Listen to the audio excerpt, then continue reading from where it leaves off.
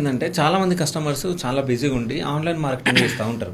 So online market చేస్తే బెటరా, offline చేస్తే బెటరా? So what ever marketing awareness purpose మీరు ఆన్లైన్ కూడా వెళ్ళొచ్చు, ఆఫ్లైన్ కూడా వెళ్ళొచ్చు. బట్ మనం పర్చేజ్ చేసేటప్పుడు టచ్ అండ్ ఫీల్ చేయకుండా చేయలేము.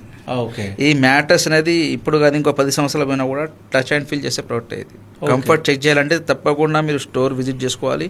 మీ నియర్ బై స్టోర్ ఏది ఉన్నా కూడా సరే అక్కడ విజిట్ చేసుకొని అది చేసుకోవాల్సి వస్తుంది. అంటే ఇప్పుడు మీకంటే ఎక్స్పీరియన్స్ ఉంది, మాలాంటి పర్సన్స్ వచ్చినప్పుడు. సో అంటే ఇప్పుడు మీరు టచ్ అండ్ ఫీల్ అని అన్నారు, అంటే మాకు అంత ఐడియా ఉండదు కదా. పడుకోండి సార్, నార్మల్గా టచ్ అంటే ఈ విధంగా టచ్ కాదు. పడుకొని చూస్తే మీకు పోస్టర్ సపోర్ట్ అనేది అర్థమవుతుంది. జస్ట్ ఒక 5 minutes కళ్ళు మూసుకొని ఒక శ్వాస, ఒక లాంగ్ బ్రీత్ ఇన్హేల్ చేసి తర్వాత ఎక్సేల్ చేస్తారు అనుకోండి, మీకు ప్రెషర్ పాయింట్స్ అన్నీ అర్థమైపోతాయి మ్యాట్రస్ పైన. చిన్న ట్రిక్స్ ఉంటాయి, మేము అక్కడ స్టోర్కి వచ్చిన కస్టమర్స్ ఎక్స్ప్లెయిన్ చేస్తూ ఉంటాం మ్యాట్రస్ ఏ విధంగా చెక్ చేయాలి ఏంటి అనేది.